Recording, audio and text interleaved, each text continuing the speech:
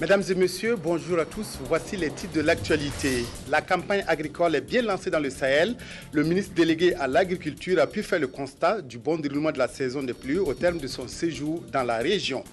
Le sommet des pays non alignés commence tambour battant à Téhéran avec une attaque en règle du régime syrien par le président égyptien. Cela dit, plus de 4 millions de Burkinabés en âge de voter inscrits sur les listes électorales, soit un taux de 55% pour la phase d'enrôlement 2012. Ces chiffres ont été communiqués hier par la Commission électorale nationale indépendante, CENI, à Ouagadougou, lors d'une rencontre qu'elle a eue avec les organisations de la société civile. Au sortir de cette réunion, le président de la CENI a émis le souhait d'une participation plus accrue des OSC au scrutin de décembre prochain. Reportage Boukari Ouedraogo. Opération de transparence pour la Commission électorale nationale indépendante CENI. Après la classe politique, c'est au tour des organisations de la société civile de s'imprégner du bilan des opérations d'enrôlement qui se sont déroulées du 1er juin au 16 août dernier sur toute l'étendue du territoire national. 18 milliards de francs CFA ont été mobilisés pour cette opération qui a permis au finish d'enrôler 4 426 051 électeurs sur un potentiel global de 8 millions de Burkinabés en âge de voter. Selon le président de la CENI, une opération de ratissage était prévue afin d'avoir le maximum de Burkinabés inscrits sur la liste électorale, mais après concertation avec la classe politique, cette éventualité est désormais exclue. Barthélémy Kéré a également noté une faible participation des organisations de la société civile à cette phase d'enrôlement et dit attendre d'eux plus d'implication dans la phase de gestion des candidatures au scrutin prévue pour se dérouler le 2 décembre prochain. Une fois que vous avez réglé la question de l'enrôlement, vous devez maintenant travailler, et la société civile est experte dans ça, vous devez travailler à ce que toutes les personnes qui sont inscrites participent effectivement au vote de manière à pouvoir accroître le taux de participation au scrutin. La société civile peut faire ce travail-là et nous allons travailler vraiment auprès des partenaires techniques et financiers, auprès de l'État également, pour que vraiment on puisse trouver les voies et moyens de les accompagner, pour qu'ils puissent accompagner la CENI. Le dépôt des candidatures commence déjà ce 10 septembre et l'heure n'est pas du tout repos pour la CENI, encore moins pour les organisations de la société civile, véritable locomotive pour avoir un taux de participation élevé au scrutin. Notre accompagnement, c'est l'éducation, la sensibilisation, la conscientisation des citoyens que nous devons faire. Ça, c'est notre rôle et nous devons effectivement aller en tout cas au charbon. En attendant, la CENI compte organiser très bientôt des journées portes ouvertes afin de permettre à la population de se familiariser avec l'institution. Suivi de la campagne agricole, le Sahel, 5e étape de la tournée du ministre délégué à l'agriculture. Dans cette région, la campagne se déroule assez bien et le ministre Abdoulaye Coulibaly a constaté que la physionomie des plants était satisfaisante, signe que la saison des pluies s'est normalement installée. Reportage Nyarkiteda. Du maïs au cœur du Sahel, cela pourrait paraître comme de l'utopie, mais rassurez-vous, ici nous sommes dans le champ de Amadou Diallo, à Gorol-Kadié, c'est dans la commune de Bani, à 55 km de Dori. Notre producteur a eu une exploitation de 11 hectares de 3 variétés, dont le maïs qu'il produit avec fierté et enthousiasme sous les conseils avisés des techniciens. C'est surtout le réseau d'encadrement qui l'a motivé à aller vers la culture du maïs de case. Sinon, lui, il faisait le maïs, mais de façon traditionnelle.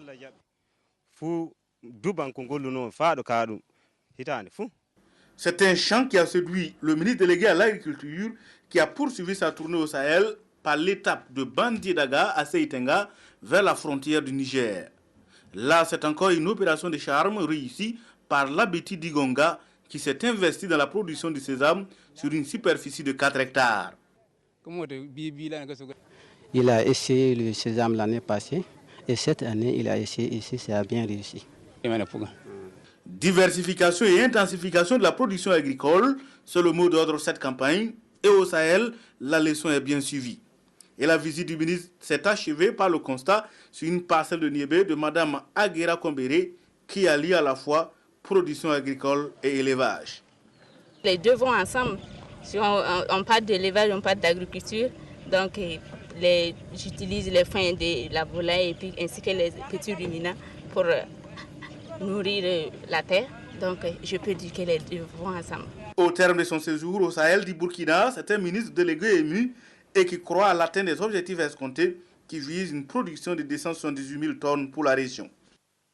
Je peux dire tout simplement que la saison a assez avancé ici. Donc le mil aujourd'hui au stade épiaison, presque à 90-95%. Le sorgho a terminé presque son cycle de montaison. L'un dans l'autre, je pense qu'ils ont enregistré une très bonne pluviométrie. Vous avez vu le baradon de Dori. Aujourd'hui, toute la ville de Dori est presque encerclée par l'eau. On va souhaiter que cette tendance se poursuive pour que véritablement, vous voyez le champ de Niébé, ici, il n'y a plus rien à faire. Donc, sur ça, donc, formation de gousses. Alors, le Niébé se porte bien, le mil se porte bien, le sorgho se porte bien. Autre réalisation visitée par le ministre délégué, c'est l'unité de conservation d'oignons de Mme Djeneba Bansé à Ouronoma, financée par le PAFASB. Pour une première expérience, la promotrice a produit et conservé plus de 7 tonnes, mais malheureusement enregistre une perte dans la commercialisation. Révision de la norme sur le ciment. Ce matin, le sous-comité technique de normalisation matériaux de construction a réuni ses membres autour des experts pour apprécier la proposition de révision. La norme a pour but d'intégrer le calcaire dolomitique dans la fabrication du ciment. C'est une matière issue d'une importante réserve de calcaire située au nord de Bobo-Dioulasso. Reportage Yacouba Goro. Les experts et les membres du sous-comité technique de normalisation matériaux de construction réfléchissent autour du projet de révision de la norme portant sur le ciment. Initiée par Sim Burkina, cette session va permettre aux participants d'apprécier la pertinence de la proposition d'incorporer le calcaire dolomitique dans la fabrication du ciment. Cette révision de la norme nationale sur le ciment a pour but non seulement de s'assurer de son harmonie avec les conditions de sa mise en application liées à l'évolution des sciences et des techniques, mais aussi d'avoir un référentiel de production pour la nouvelle cimenterie Sim Burkina qui ouvrira ses portes, s'il plaît à Dieu, en 2014 dans notre pays. C'est une matière qui provient d'un important gisement situé à Bobo-Dioulasso. Sim Burkina a demandé la modification de la norme burkinabé de ciment en vue d'introduire du calcaire dolomitique comme ajout dans la fabrication du ciment.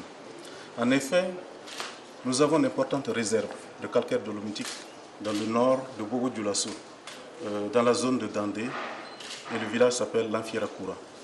Donc nous avons mis en évidence ce calcaire dolomitique que vous voyez et nous avons fait des sondages. Nous avons un volume important. Et en l'ajoutant, en l'incorporant dans le ciment, on améliore la qualité du ciment. Il faut dire que l'ouverture de cette carrière va créer des emplois pour la population locale. Elle va contribuer à la valorisation des substances utiles du Burkina Faso. Des recherches extensives qui ont été réalisées ont montré qu'on pouvait utiliser le ciment dolomitique sans risque dans les pays africains. Cette initiative entre dans le cadre de la promotion de l'utilisation des matériaux locaux en vue de permettre au Burkina Faso de faire face au renchérissement des coûts du ciment. Culture citoyenne et éducation, le rôle des acteurs pour la consolidation du partenariat. C'est le thème abordé à l'ouverture des travaux de la 4e conférence annuelle de l'enseignement secondaire. Promoteurs et responsables d'établissements, syndicats, élèves, parents d'élèves vont à travers cet atelier réfléchir en vue de formuler des recommandations fortes et réalistes pour le rayonnement du système éducatif au Burkina. Reportage Abdelaziz Yagibou. Pour une culture citoyenne au sein des établissements, les acteurs du système éducatif du Burkina revisitent le rôle de chacun d'entre eux. Une réflexion qui s'invite après une année scolaire et universitaire relativement apaisée. En 2011, après les événements, en tout cas, il était bon temps qu'on travaille à ce qu'il puisse y avoir une rentrée scolaire et universitaire apaisée. Alors aujourd'hui, nous pensons qu'il y a cet apaisement, mais ce n'est pas encore gagné d'avance. Et donc, il faut que nous continuions à travailler à ce que nos enfants, c'est-à-dire ceux que nous formons, puissent être des hommes de demain responsables à tous les niveaux. Donc, la culture citoyenne apparaît comme un élément central. Donc, la conférence, c'est l'invite à ce que tous ces partenaires puissent chacun, à travers ses ateliers, à travers les différentes commissions, participer au débat pour voir qu'est-ce qu'il faut que l'on fasse pour améliorer effectivement cette perception et la prise en compte de cette culture citoyenne au niveau donc de tous ces élèves que nous formons dans le sens éducatif. Et dans une dynamique d'anticipation sur d'éventuels dérapages, cette 4e conférence annuelle de l'enseignement secondaire, à travers des communications spécifiques à chaque composante du système éducatif, se propose de faire un diagnostic des problèmes vécus régulièrement dans les écoles. Question de favoriser une meilleure concentration des efforts et actions pour l'atteinte de l'objectif commun, le rayonnement du système éducatif au Burkina. Enseignement toujours, les enseignants volontaires du Burkina contribuent chaque année à l'éducation des enfants. Leur engagement et mérite ont été reconnus par le groupement d'intérêt public, Programme national de volontariat au Burkina Faso. Au nombre de 200, ils ont reçu ce matin des attestations. Reportage Maïmouna Traoré. 6 mois, ces postes volontaires nationaux enseignants ont appris à lire et à écrire à de nombreux enfants sur toute l'étendue du territoire national.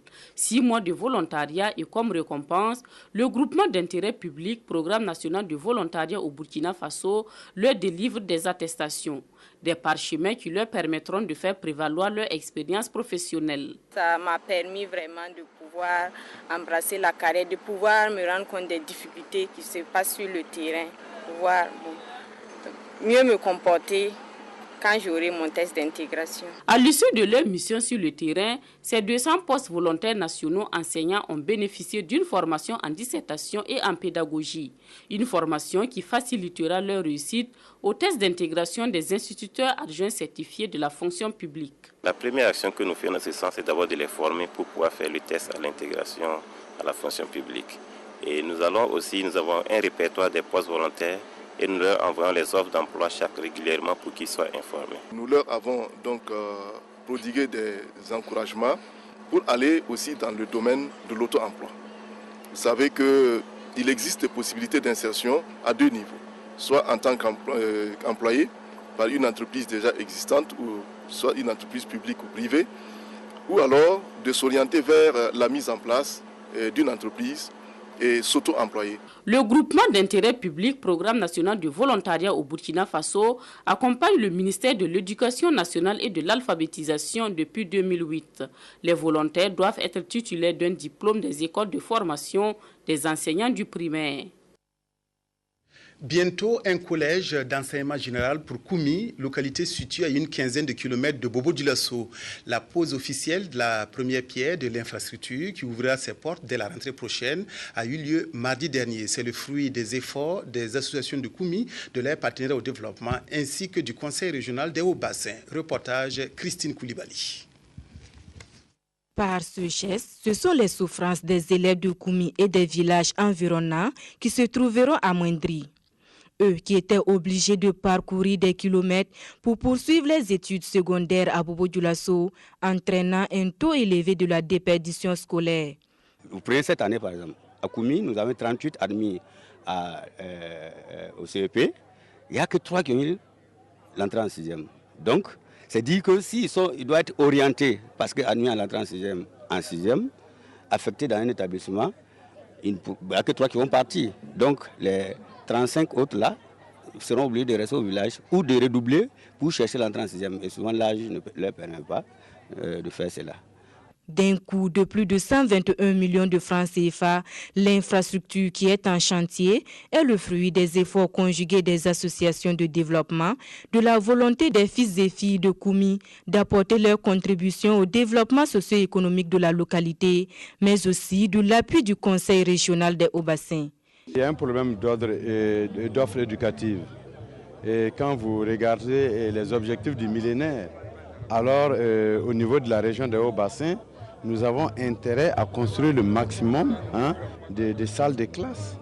Donc c'est vraiment pour ça que nous avons inscrit dans notre programme régional de développement la construction de plusieurs établissements, dont celui de Koumi. Selon le calendrier des travaux, les premières classes du collège d'enseignement général de Koumi devraient ouvrir leurs portes à la rentrée prochaine. D'où la joie de la population sortie pour être témoin de l'événement qui restera gravé dans les annales de l'histoire de Koumi. Les journalistes et les communicateurs de l'Ouest ont procédé à une plantation d'arbres à Bobo-Dioulasso. Cette activité entre dans le cadre de la campagne de reforestation 2012 lancée par le gouvernement. Cette action se tient aussi en prélude au lancement des activités de la Direction régionale de la communication des Hauts-Bassins. Précision Hahadi Sandamba.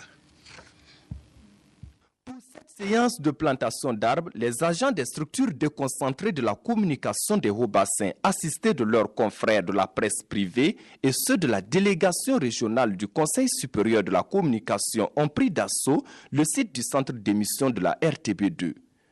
Environ 400 plants composés d'espèces locales sont mis en terre.